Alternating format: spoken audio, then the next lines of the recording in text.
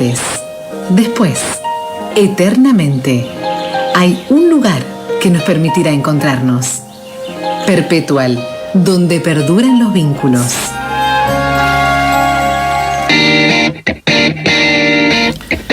Esta semana abordamos un tema preocupante que tiene que ver con la cantidad de suicidios en la fuerza policial, 7 por año según la estadística oficial. Y para profundizar un poco respecto a este tema, la cuestión de los suicidios, estamos en contacto con Marcos Banzini, que es integrante de Escenarios Saludables, una organización que se dedica a la formación comunitaria en prevención del suicidio y a la difusión, porque justamente muchas veces existe un mito, ¿no?, que es este de no abordar la temática del suicidio en los medios de comunicación. Marcos, buenos días, junto a Guillermo Jeremías te saludamos. Buenos días, ¿cómo están? Bien, bueno, decíamos al comienzo de la presentación que esta semana se conocieron algunos datos respecto a la cantidad de suicidios en la Fuerza Policial de Córdoba, 7 por año según la estadística oficial, algunos hablan de que son más, y bueno, en principio queremos ver un poco qué está pasando con este tema, con los suicidios en general, y bueno, que cuenten ustedes también un poco qué tarea están desarrollando en todo el país. Bien,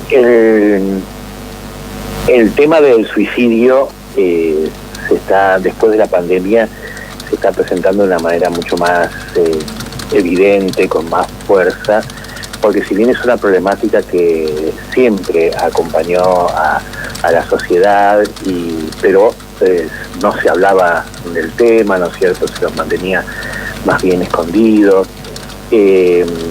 La pandemia afectó muy seriamente el tema de la salud mental en general de la comunidad, y esto se ve, una de las consecuencias es el aumento de los intentos o de las concreciones de los suicidios en distintas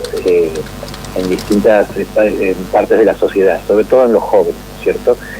Pero también en las fuerzas de seguridad es un tema muy preocupante.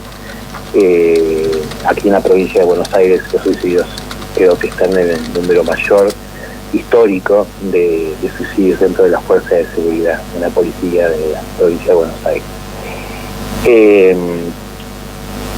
Es un problema que creo que, a mi modo de ver, es algo que hay que incorporar definitivamente en el espectro de todas las problemáticas que acompañan la vida de la persona, ¿no es cierto?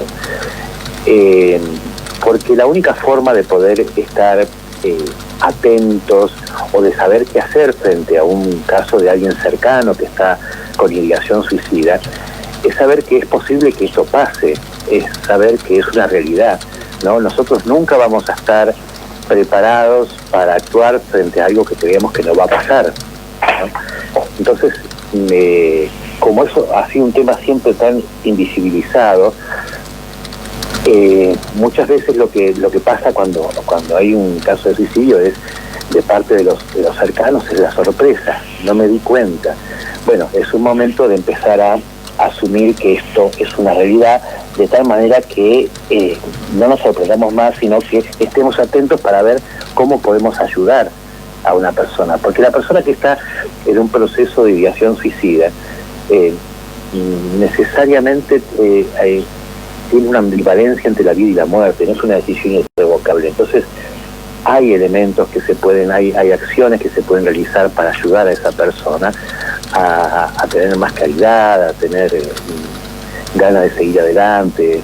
No es algo que no se pueda revertir, no es algo que no toque, la comunidad sea espectadora de una persona que está en esta situación, y lo único que tiene que estar esperando es que termine de hacerlo. No, uno tiene que tener una actitud activa frente a eso, ¿cierto? ¿Y cómo lo puede hacer o cómo se puede detectar? Porque por allí, si bien es un tema que le puede tocar a cualquiera, a veces uno no sabe, no tiene el conocimiento necesario suficiente. Claro. Primero, vuelvo a repetir, lo primero que hay que saber es que esto es posible que no me pase, porque no es un problema de una persona depresiva simplemente, no es que el suicidio, los depresivos se suicidan, no todo depresivo se suicida, o no todo no todo suicida es depresivo, ¿eh? Es una realidad. ¿Por qué una persona piensa que es mejor estar muerto que vivo? Porque en definitiva eso es el suicidio, ¿cierto? Uno siempre, la persona cuando elige algo, elige lo que cree en ese momento que es mejor. Porque una persona puede llegar a pensar que es mejor estar muerta que viva, ¿no? Y tomar esa decisión. Simplemente porque esa persona está sufriendo de una manera tan intensa, de un sufrimiento que inclusive puede estar desencadenado por un hecho puntual, pero que tiene raíces mucho más profundas y más antiguas. O sea, uno cuando se entera de un suicidio dice se suicidó, que yo, o porque tuvo un desengaño amoroso, porque perdió el trabajo, o por motivos más pequeños, como puede ser le fue un examen. Nadie se suicida por un hecho puntual así, sino que ese hecho puntual es como un detonante de una historia de dolor que se viene acumulando, que no se viene asumiendo o no se viene superando, y entonces llega la persona a una situación donde cree equivocadamente que toda su vida es dolor, que no hay, que su vida y el dolor es una misma cosa. Se está equivocando porque esa idea se la lleva a la misma situación de dolor. Entonces, por eso cree que es mejor estar muerto, porque no quiere seguir sufriendo. Lo que uno tiene que hacer es estar atento al dolor del otro, estar atento a distintos signos que muestran a la persona que puede estar teniendo una actitud más, que está prácticamente decaído, no se está aislado. El aislamiento es un tema muy importante para tener en cuenta. Las personas que por ahí están cambiando su rutina, han cambiado su rutina así profundamente, o una persona que es tranquila y de golpe uno la ve exultante todo el tiempo. Esos cambios tan profundos, uno tiene que acercarse y preguntar, bueno, ¿cómo andás? O estar atento. Uno tiene que mirar al otro como diciendo, ¿qué le puede estar pasando, no? Hay un montón de signos que son evidentes. A veces en las redes sociales uno expresa también lo que está pasando cuando solamente tiene ideas negativas, cuando hay desesperanza. Bueno, y uno puede acercarse y no queriendo tener la solución para los problemas de esa persona, pero sí para decir, mira, sé que estás sufriendo, acá estoy, si algo te puedo ayudar, no estás solo, ¿no? Estamos dialogando con el vicepresidente de Escenarios Saludables, la ONG que trabaja en prevención de suicidios, Marcos Bangini. Quería preguntarle respecto de la cuestión puntual que nos convoca, los suicidios en las fuerzas de seguridad, en la policía. Usted mencionaba que en la policía de la provincia de Buenos Aires es uno de los lugares de más alta cantidad de suicidios. ¿Hay algún estudio que esté relacionado con esto? ¿Cree usted que tener un arma a disposición aumenta la posibilidad de quitarse la vida, o si es que son muy laxos los controles para ingresar a la fuerza de seguridad y habría que hacerlo más riguroso, sobre todo para determinar si hay personas inestables emocionalmente que no pueden estar prestando servicios en una fuerza de seguridad? Sí, es un tema bastante complejo y que está abordado por especialistas. Nosotros trabajamos mucho con una colaboradora que es la psicóloga Paula Martínez de la policía, que además es comisario de la policía de Entre Ríos, y ella trabaja mucho este tema. No es tanto la evaluación previa al ingreso, sino creo que lo que hay que prestar atención es en la situación de estrés continuo que está un agente de seguridad, ¿no es cierto? Un agente de seguridad tiene que intervenir en situaciones muy difíciles. No se lo llama para una fiesta, sino se lo llama cuando hay un conflicto, cuando hay un problema familiar, cuando hay violencia, cuando un padre está maltratando a su familia o una madre tiene secuestrado a sus hijos. Entonces hay un montón de cosas que hacen de esa situación donde tienen que intervenir que sean muy estresantes. Lo que falta muchas veces es que la persona de seguridad que está viviendo en esa situación de tanta adrenalina, digamos, pueda tener un rato donde se junten sus compañeros y bueno, ¿qué nos pasó con esto? ¿No es cierto? ¿Qué nos pasó? ¿Cómo vivimos? Entonces, a veces el estrés esto es lo que siempre Paula Martínez nos habla, ¿no?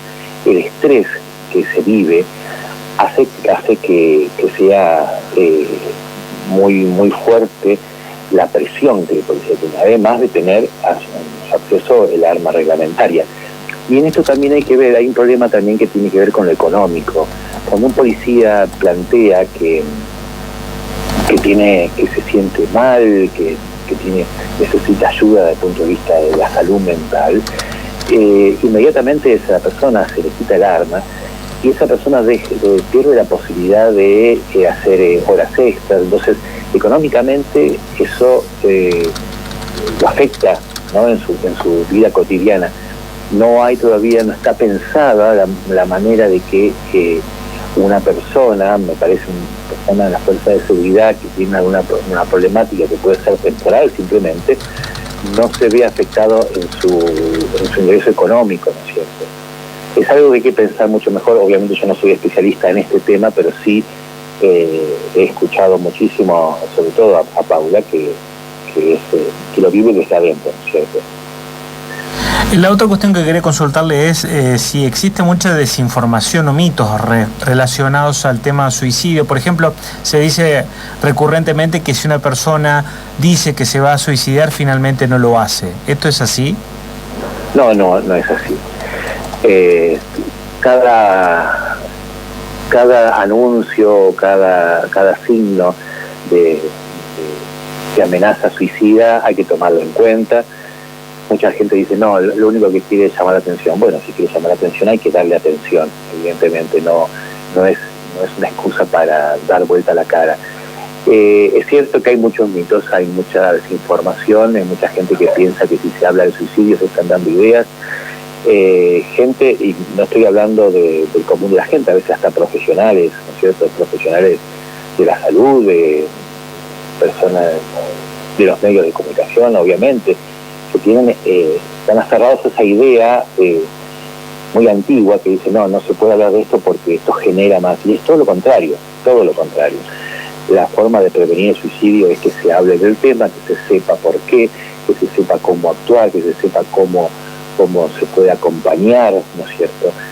Que se destierren los mitos de pensar que si una persona habla de suicidio se le está dando ideas, de que toda persona que piensa en suicidio es un enfermo mental, y no es así. Es una persona que está sufriendo, puede tener en algunos casos alguna enfermedad previa o diagnosticada, pero no es así, que es algo hereditario, que la persona que da signos de mejoría ya está fuera de peligro.